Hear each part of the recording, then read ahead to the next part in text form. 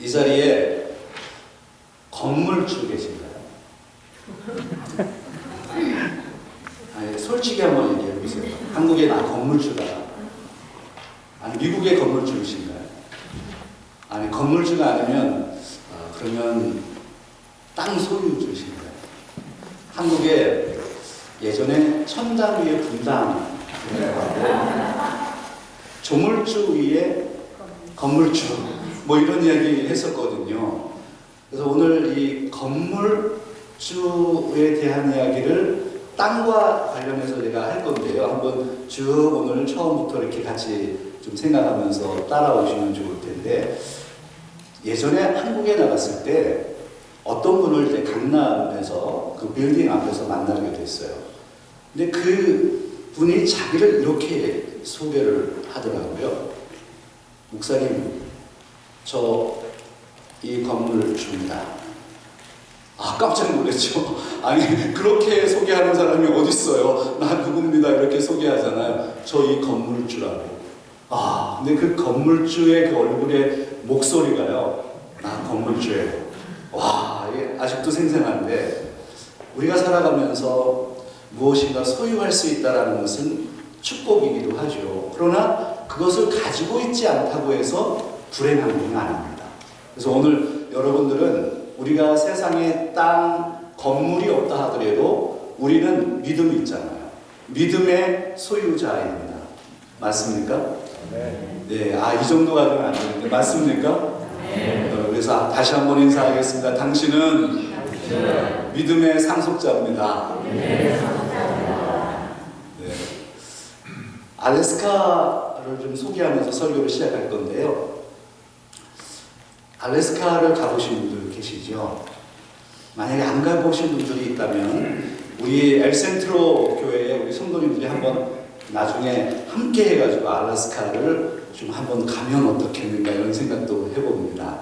이 알래스카는 우리가 아는 대로 북아메리카의 북서쪽 맨 끝에 있는 대륙입니다.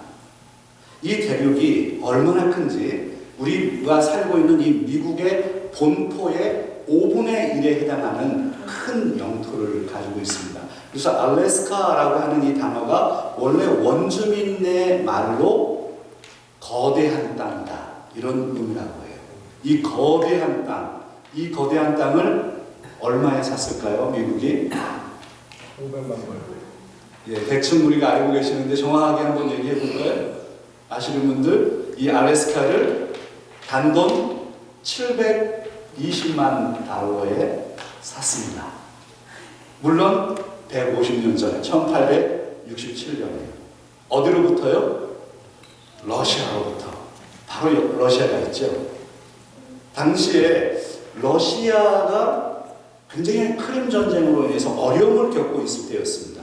그 어려움을 겪고 있을 때 돈이 필요해가지고 필요 없는 땅들을 매각하기 시작을 했어요.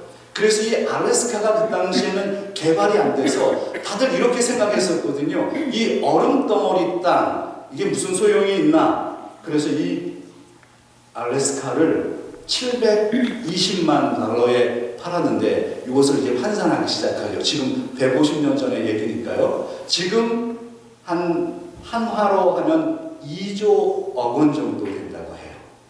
그래도 2조 원에 이 땅을 샀잖아요. 그래서 당시에 한 에이커당 얼마에 팔았느냐? 2센트 정도에 팔았다는 거예요. 그래서 오늘날로 좀 계산을 해보면 한 에이커에 한 17달러 정도의 주를 주고 미국이 산 개념이 된 것이죠. 놀랍지 않으세요? 한 에이커가 우리 교회 건물하고 우리 땅 정도가 한 에이커인데 17달러에 사라면 여러분 사시겠어요? 안 사시겠어요? 얼른 사죠. 그런데 이 알래스카를 샀을 때 러시아가 알래스카를 이 땅이 왜 필요한가라고 생각을 했을 거 아니에요. 그래서 매각했을 거 아니에요. 미국하고 이 17대 대통령이었던 앤드류 존슨이 당시에 이 알래스카를 매각을 하게 됐는데요. 이 매각하고 그다음에 이 알래스카를 샀을 때 미국 사람들조차도 많은 반대가 있었다는 거예요. 아니 저 얼음 덩어리 저 땅을 오늘 왜 사냐? 라고 생각을 한 거죠. 저기에 있는 화면의 저 수표가 당시 720만 달러, 저 수표 한 장으로 알래스카를 산 것 아니겠습니까? 그런데 이 알래스카가 우리가 아는 대로 지금은 엄청난 지하 자원이 숨겨져 있는 완전히 약속의 땅입니다. 축복의 땅입니다. 석유, 그리고 금, 은, 구리, 그 다음에 천연가스, 그 모든 자원이 저기에 묻혀 있습니다. 그래서 미국이 지금은 더 강력한 나라가 될 수 있는 것은 이 석유에 대해서 자유롭기 때문입니다. 천연가스에 대해서 자유롭기 때문이죠. 그래서일지 모르지만 러시아가 최근에 푸틴이 이런 이야기를 했습니다. 러시아를 매각한 것, 이것은 불법이다. 매매한 것, 이거 불법이다. 이렇게 얘기해서 러시아는 지금 어떤 정책을 펴고 있느냐 하면 러시아는 옛 자기네 나라 소련의 모든 영토를 찾는 작업들을 하잖아요. 그래서 지금 전쟁을 일으키는 것이고 미국에게 지금 탁 토스를 한 거예요. 너희들이 땅 150년에 산 그 알래스카 우리가 언젠가는 찾아낼 거야. 미국에서 발표했습니다. 어림없다. 그럴 일은 없을 것이다. 여러분, 땅의 문제가 얼마나 중요한지 아시겠어요? 땅. 오늘 제가 땅 이야기를 시작하면서 하는 건데요. 우리가 살아가면서 인생을 바꾸어 놓을 만한 약속을 만나본 경험이 필요합니다.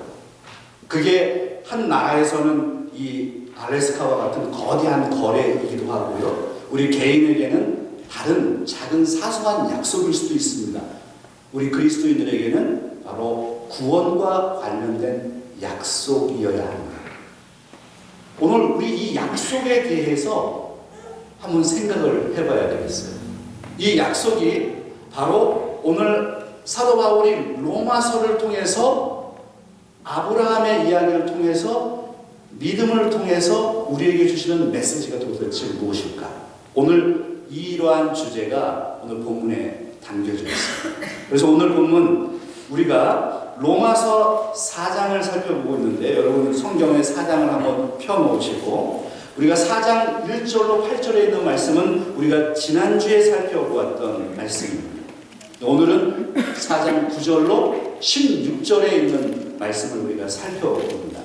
4장은 우리가 지난주에 살펴본 대로 어떤 내용이냐 하면 로마서 3장 특별히 21절로 26절에서 이야기한 이심층이 믿음을 통해서 구원을 받는다라고 하는 이 신학적인 명제를 4장에서 어떻게 해요?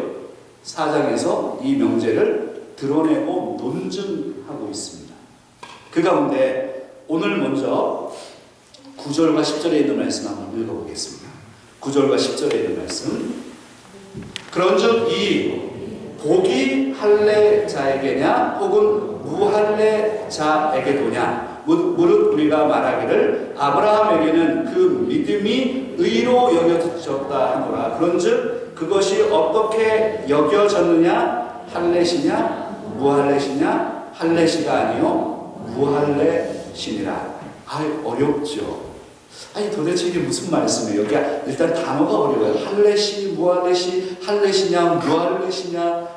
이 말씀이 좀 어렵지만 한번 잘 들여다보시면 사도 바울이 4장에 3가지 질문을 하고 있습니다. 지금 지난주에 살펴봤던 첫 번째 질문은 우리가 지난주에 살펴보았고 두 번째 질문에 해당하는데요. 9절에 이런 질문을 하는 거죠. 의롭다함이라고 하는 이 복, 이 행복이 할례자, 그러니까 유대인들에게만 주어지는 것이냐 아니면 무할례자, 이방인들에게도 주어지는 것이냐를 9절에서 질문하는 거죠. 지금 믿음에 대한 이야기, 구원에 대한 이야기를 하는 겁니다. 이 구원에 대한 이야기를 계속해서 사도 바울이 논증해 가고 있는 거죠. 두 번째 질문이 이 복이, 구원에 대한 이 복이, 칭의에 대한 이 복이 할례자에게 해당하는 것이냐 무할례자에게 해당하는 것이냐라는 것을 질문합니다. 대답은 무엇일까요? 10절에 나와 있죠. 할례시가 아니라 언제라고요? 무할례시라. 아브라함이 구원을 받은 것은 언제 받았느냐 하는 거예요. 아브라함은 언제 구원을 받았습니까? 그가 할례를 받았을 때입니까? 아니면 그 전입니까? 그 전이죠. 그래서 창세기 15장, 우리가 지난주에도 좀 살펴봤던 부분인데요. 창세기 15장 6절에 보면 아브라함이 여호와를 믿으니 여호와께서 이를 그의 의로 여기시고 라고 기록하죠. 창세기 15장 6절에 있는 이 말씀은 할례를 받기 이전이란 말이죠. 할례에 대한 것은 창세기 17장에 등장합니다.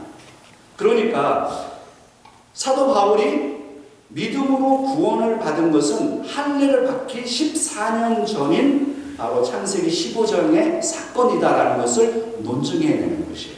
집사님 다음 화면 좀 한번 보여주세요. 다음 화면에 보면 그래서 이렇게 정의를 내릴 수가 있죠. 아브라함은 할례로 의롭다함을 받은 것이 아니라는 거예요. 그것을 지금 로마서 4장 9절과 10절에 있는 말씀을 통해서 논증합니다. 그래서 다음 화면에 보시면요.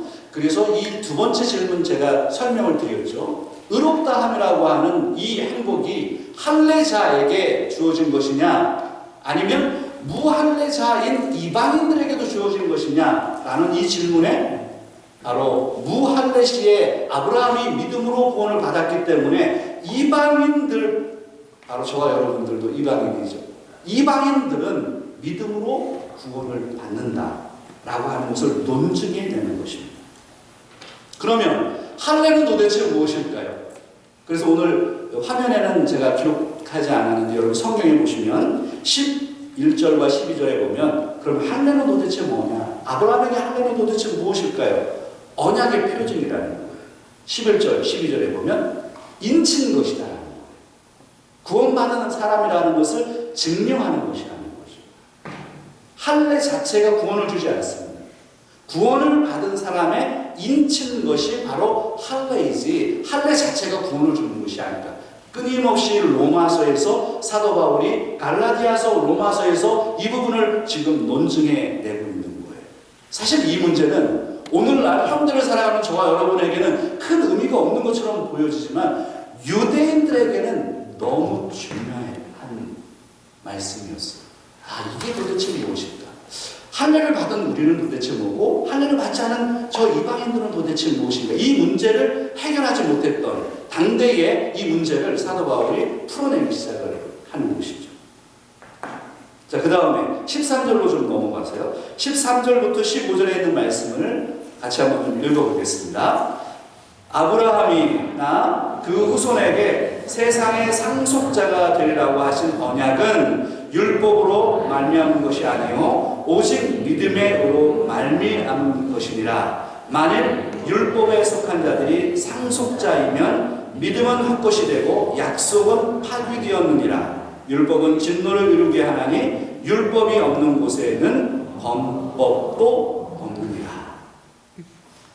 세 번째 질문이 여기에 담겨져 있습니다. 세 번째 질문은 우리에게 유추하도록 만들어요. 13절에 있는 말씀에 보면 다음 화면도 좀 같이 보여주세요.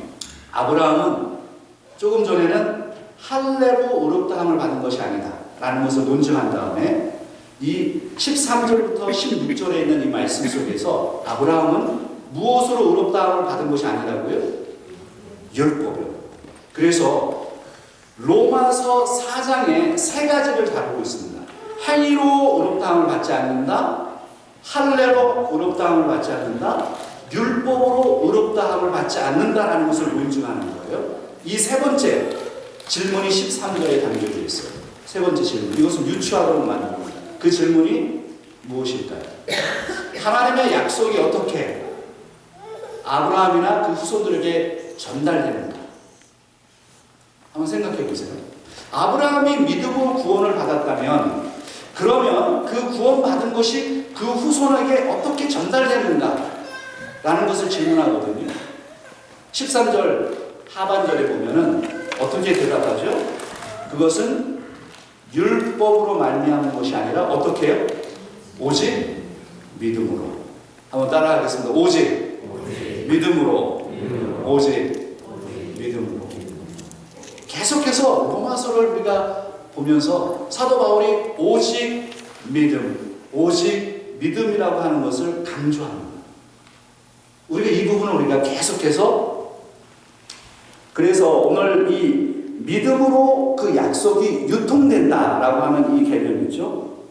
이 믿음으로 약속이 유통된다라고 하는 이 말씀이 16절에, 그래서 한번 보십시오. 16절을 같이 한번 읽도록 하겠습니다. 같이요. 그러므로 상속자가 되는 그것이 은혜에 속하기 위하여 믿음으로 되나니 이는 그 약속을 그 모든 후손에게 굳게 하려 하심이라. 율법에 속한 자에게뿐만 아니라 아브라함의 믿음에 속한 자에게도 그러하니 아브라함은 우리 모든 사람의 조상이라.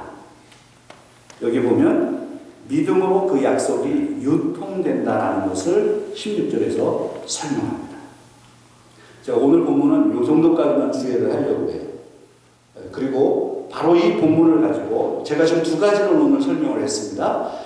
로마서 4장 9절부터 16절에 있는 말씀 가운데 사도 바울이 지금 논증하는 게 무엇이냐면 이 신칭의에 대해서, 믿음으로 구원을 받는다라고 하는 이 사상에 대해서 오늘 두 가지를 설명합니다.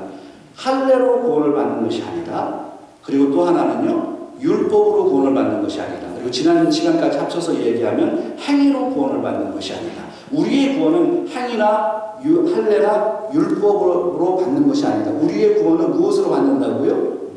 믿음으로 받는다.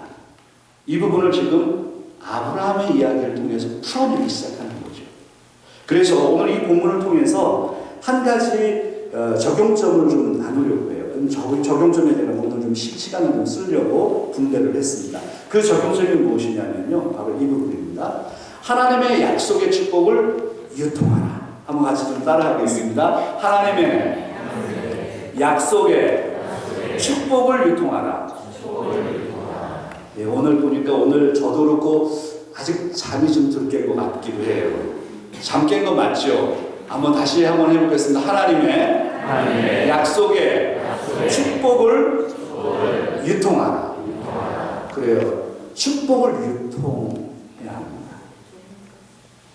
아브라함이 받은 약속을 도대체 그러면 우리가 이 하나님의 약속을 유통하라고 하는 이 말씀은 도대체 무엇이고 하나님의 약속은 도대체 무엇일까요? 오늘 본문에 나와 있죠. 로마서 4장 13절에 있는 말씀 한번 보겠습니다. 로마서 4장 13절에 있는 말씀에 하나님의 약속은 도대체 무엇일까? 같이 한번 읽을까요? 아브라함이나 그 후손에게 세상의 상속자가 되리라고 하신 언약은 율법으로 말미암은 것이 아니요 오직 믿음의 의로 말미암은 것이니라. 약속이 뭐예요? 아브라함이 받은 약속은 세상의 상속자가 되리라는 것입니다. 세상의 상속자. 세상의 상속자가 된다는 게 무엇일까? 세상의 상속자가 도대체 무엇일까요? 다음 화면을 좀 보여주세요. 세상의 상속자라고 하는 개념이 영어의 표현을 잘 보세요. You will be heir of the world. 이 heir라고 하는 단어 있죠? 이 heir라고 하는 단어가 바로 상속자라고 번역된 단어입니다. 세상의 상속자가 될 거라는 거예요. 아브라함은 이런 축복의 약속을 받습니다. 너는 복의 근원이 될 거야. 창세기 12장에 있는 말씀에 너는 복의 근원이 될 거야. You will be blessing. You will be a blessing. 너는 복이 될 거야. 너를 통해서 모든 민족이 구원을 얻을 거야. 모든 민족이 축복을 얻을 거야. 이 말씀은요, 창세기 15장 4절과 5절에 있는 말씀을 상기시킵니다. 여러분 한번 같이 읽기 원합니다. 여호와의 말씀이 그에게 임하여 이르시되 그 사람이 내 상속자가 아니라 내 몸에서 날 자가 내 상속자가 되리라 하시고 그를 이끌고 밖으로 나가 이르시되 하늘을 우러러 무별을 쓸 수 있나 보라. 또 그에게 이르시되 내 자손이 이와 같으리라. 창세기 15장 4절 5절의 말씀을 생각나게 해요. 그래서 무별을 보라. 내 자손이 이와 같이 될 것이다. 상속의 개념은 어떤 것일까요? 약속의 자녀들을 많이 배출할 거라는 거죠. 그게 어떻게 이루어진다고요? 행위나 할례나 율법으로 이루어지는 것이 아니라 믿음으로 이루어진다는 거예요. 이 부분을 지금 사도 바울이 로마서에서 지금 논증하고 있습니다. 약속의 자녀를 많이 낳게 될 것이다. 도대체 이게 어떤 의미일까요? 제가 좋아하는 목사님인데요. 한국의 서울여대 기독교학과에서 가르치는 장경철 교수님이라고 있습니다. 예전에 저랑 미국에서 집회도 같이 하고 했던 목사님이신데, 이 목사님이 여러 책을 썼는데 그 가운데 축복을 유통하는 삶이라고 하는 책을 썼습니다. 오래전에 쓴 책이죠. 축복을 유통하는 삶. 이 축복을 유통하는 삶이라는 것을 이 장경철 교수님이 창세기 12장에 있는 이 말씀을 묵상하면서 자신이 이것을 풀어낸 글이에요. 근데 이 도대체 축복이라고 하는 게 도대체 뭐냐? 축복이라고 하는 게 그러면 물질적인 축복을 이야기하는 것이냐? 그것이 아니고 바로 영적인 축복이라는 거예요. 그 영적인 축복은 그러면 도대체 무엇인가? 이것을 풀어내는 건데, 그래서 이분이 항상 자기를 집회에서 소개할 때 이렇게 소개를 해요. 여러분 반갑습니다. 저는 유통업자입니다. 그러면서 자기를 이렇게 소개하는 거예요. 저는 축복을 유통하는 사람, 저는 유통업자입니다. 이런 멘트를 항상 하시거든요. 그 멘트가 참 좋았어요. 그래서 여러분 오늘 양옆에 계신 분하고 한번 인사 한번 해볼까요? 예, 오늘 본문과 관련되어 있으니까 당신은 유통업자입니다. 예, 일을 해야죠. 유통업자는 일을 해야죠. 무슨 유통업자예요? 예, 통조림 유통하는 분이 아니고 뭐예요? 예, 축복을 유통하는 사람이다. 저와 여러분은 어떤 사람입니까? 믿음 가운데 계십니까? 믿음으로 구원받았습니까? 아멘이십니까? 그러면 유통업자가 되셔야 돼요. 무엇을 유통하느냐? 축복을 유통한다. 그럼 이 축복은 도대체 무엇일까? 많은 사람들이 성경을 이해할 때 이 복을 자꾸만 무엇으로 이해를 하느냐면 세상의 물질적인 것에 관점을 둔단 말이죠. 그래서 내가 잘 살아야 되고, 예수 믿으면 잘 살아야 되고, 다 잘 돼야 되고, 형통해야 되고, 아니 하나님이 우리를 이끌어가면서 우리 형통의 복을 주시고 우리를 좀 더 평탄한 길로 이끌어 가시지만 그게 근본적인 건 아니잖아요. 축복은 도대체 무엇일까? 축복을 유통한다는 게 도대체 무엇일까요? 이제 땅 얘기와 이제 맞물려서 땅 이야기를 좀 생각하면서 알래스카를 한번 상상하면서 이 본문을 좀 읽어볼 텐데요. 리아가 요즘 왜 그러느냐면요, 둘째 있는 걸 알거든요. 그래가지고 리아가 엄마를 안 떨어지는 거 있죠. 그래서 아주 잘 알고 있습니다. 창세기 13장 14절 15절에 있는 말씀인데요. 우리 한번 같이 읽기를 원합니다. 롯이 아브라함을 떠난 후에 여호와께서 아브라함에게 이르시되 너는 눈을 들어 너 있는 곳에서 북쪽과 남쪽 그리고 동쪽과 서쪽을 바라보라. 보이는 땅을 내가 너와 내 자손에게 주리니 영원히 이르리라. 할렐루야. 여기에 보면 동서남북이 나옵니다. 롯이 이 아브라함을 고생시켰어요. 이 아브라함이 롯을, 자기의 조카를 롯을 얼마나 사랑했는데 이 롯이 고생시켰거든요. 삼촌을. 근데 아브라함에게 하나님이 축복하세요. 이 아브라함에게 하나님이 롯이 좋은 땅을 자기가 먼저 찾아서, 세상 말로 하면 좋은 빌딩 자기가 갖고 탁구방 같은 거 아브라함에게 남겨주고 가는 거예요. 그랬더니 하나님이 이 아브라함에게 어떤 축복을 주시느냐 하면 동서남북을 바라봐라 이렇게 얘기해요. 그리고 너가 보는 땅 내가 너에게 다 주겠다. 땅 부자가 됩니다. 사실 그리고 이 약속이 가나안 땅을 만들게 됩니다. 그리고 그곳에 하나님의 백성들이 살게 됩니다. 땅이 하나님의 축복을 받기 시작합니다. 여러분, 제가 예전에 이 동서남북과 관련해서, 이거는 여담입니다만, 청년부 사역을 할 때 제가 꿈이 있었어요. 한국에 있을 때 우리 청년들하고 이 서점을 하나 만드는 거였습니다. 그래서 기독교 서점을 좀 창의로운 기독교 서점을 만들기 위해서 막 그때 막 한참 브레인스토밍 하고 막 이럴 때, 그러면 우리 서점을 만약에 만들 때 어떤 이름으로 서점을 만들면 좋겠냐, 그래서 아이디어를 막 모은 적이 있거든요. 그때 제가 낸 아이디어가 뭐냐면 바로 이 말씀이었어요. 동서남북, BOOK. 동서남북. 우리 이상으로 하면 어떻겠냐. 그랬더니 아이들이 막 쓰시는 거예요. 너무 좋다고. 근데 문제는 만들지 못했어요. 돈이 모이질 않아가지고 결국에는 만들지 못했지만 사로 좋지 않아요. 동서남북.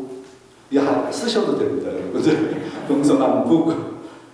동서남북을 보여주면서 네가 원하는 땅 다 줄게. 왜냐하면 이 세상의 모든 땅은 누구 겁니까? 하나님 거거든요. 하나님이 말씀하세요. 내가 받는 땅, 내 자손을 통해서 이 땅을 너에게 주겠다. 근데 아브라함은요, 믿음으로 그것을 바라보기 시작합니다. 우리가 지난주에 살펴보았던 갈라디아서 3장 16절에 있는 말씀을 한번 다시 좀 보면 좋겠는데요. 아브라함은 이 말씀을 들으면서 생각해요. 다시 한번 읽습니다. 이 약속들은 아브라함과 그 자손에게 말씀하신 것인데 여럿을 가리켜 그 자손들이라 하지 아니하시고 오직 한 사람을 가리켜 내 자손이라 하셨으니 곧 그리스도라. 누구를 바라봤다고요? 그리스도를 바라봐요. 내 자손을 통해서 만민이 복을 받게 될 거야. You will be a blessing. 너는 복이 될 거야 라고 이야기했을 때 아브라함은요, 영적으로 눈이 열리기 시작해요.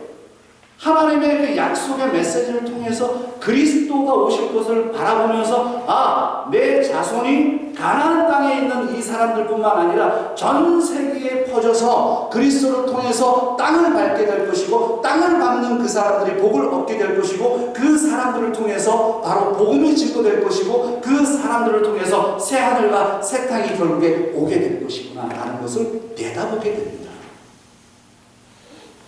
땅의 축복은요, 궁극적인 게 아니에요.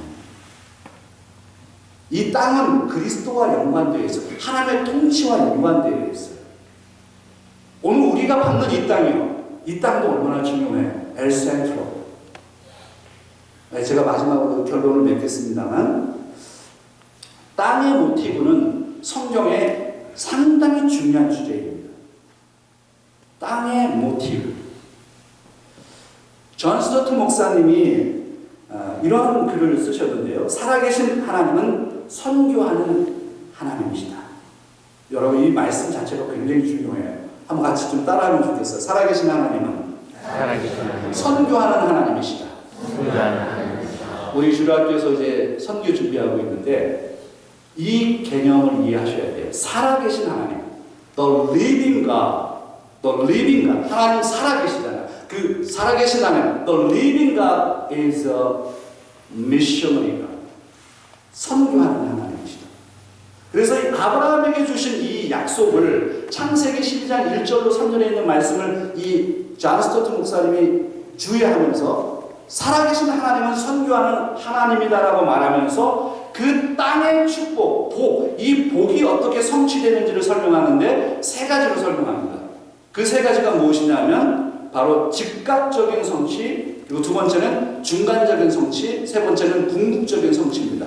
즉각적인 성취는 아브라함 때 일어난 거예요. 아브라함의 자손이 늘어납니다. 자손들이 땅을 밟기 시작하고 그 자손들이 가나안 땅에 들어가기 시작합니다. 그게 즉각적인 성취예요. 그리고 중간적인 성취는 무엇이냐면 바로 2000년 뒤에 오신 바로 예수 그리스도. 예수 그리스도가 이 땅에 오심으로 말미암아, 이 땅에 오심으로 말미암아 땅에 있는 사람들이 복을 받기 시작해요. 그리고 궁극적인 성취, 바로 그 예수 그리스도가 다시 재림하면서 이 세상이 완전히 부자가 잡고 있는 이 땅, 부자들이 이 땅을 사고 있잖아요. 그 땅은 다시 개편됩니다. 다시 개편되어서 새 하늘과 새 땅으로 하나님의 백성들이 통치하는 땅이 된다는 거예요. 사실 이 땅의 개념이 바로 큰 구원의 개념과 맞물려 있습니다.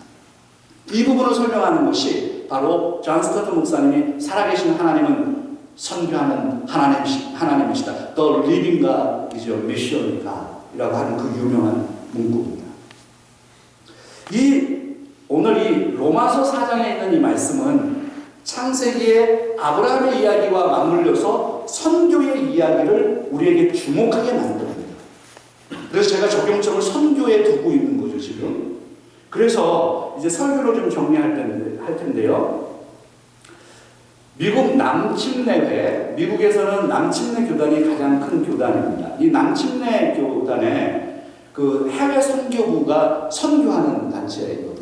IMB, International Mission Board라고 해서 IMB라고 하는 그 단체에서 프로젝트를 하나 운영하고 있습니다. 그 프로젝트가 뭐냐면 좌슈아 프로젝트라고 하는 겁니다. 좌슈아 프로젝트, 여호수아 프로젝트라고 하는 것입니다. 전 세계에 이 모든 족속에게 복음을 증거하려고 하는 모든 사람이 구원을 받게 하려고 한다면 어떻게 해야 될까를 고민하면서 그 프로젝트를 만드는 거예요. 바로 미전도 종족들, 아직도 복음이 증거되지 않은 그 사람들에게 어떻게 복음을 증거해야 될 것인지를 이 통계적으로 다 갖춰서 설명하고 그 일들을 수행하는 그 프로젝트가 좌슈아 프로젝트입니다. 이 좌슈아 프로젝트에 의하면 전 세계에 238개국이 있습니다. 그런데 이 전 세계 238개국 중에 종족을 따지니까 종족은 몇 개 종족이나 될까요? 한번 생각해 보세요. 피플 그룹입니다. 그냥 나라가 아니고 피플 그룹. 그 피플 그룹을 따지면 화면을 한번 보여주세요.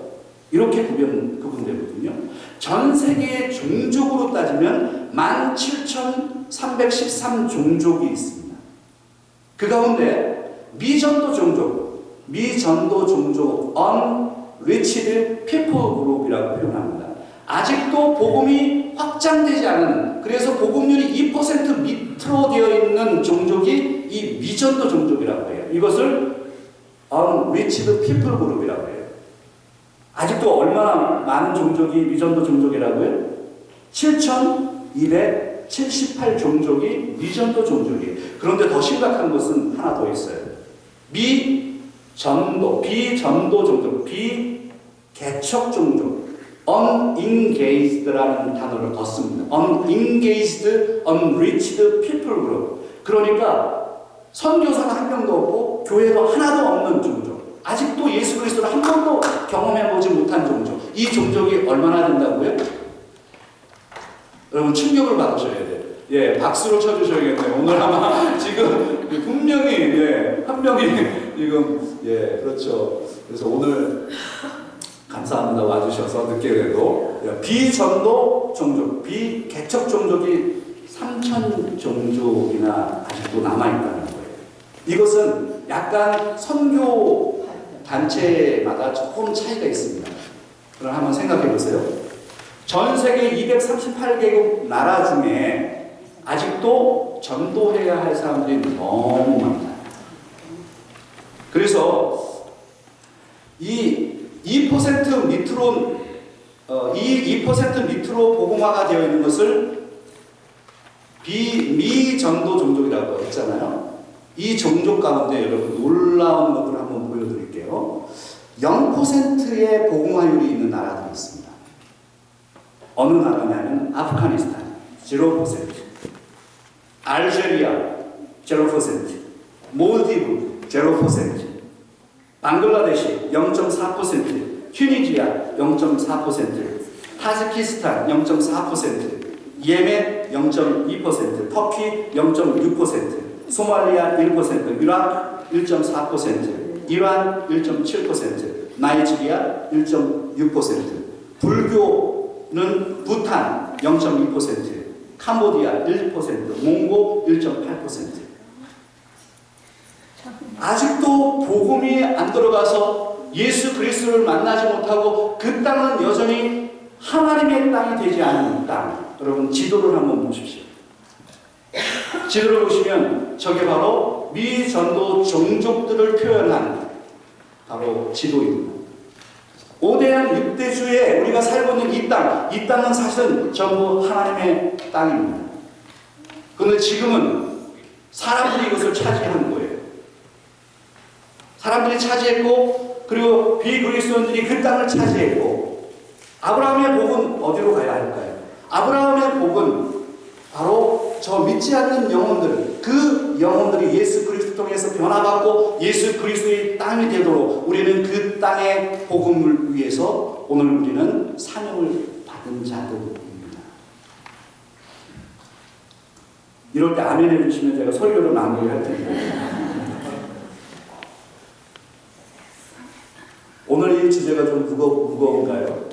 아브라함의 약속. 이 약속은 저와 여러분의 약속입니다. 우리는 이 약속을 성취하는 사람입니다.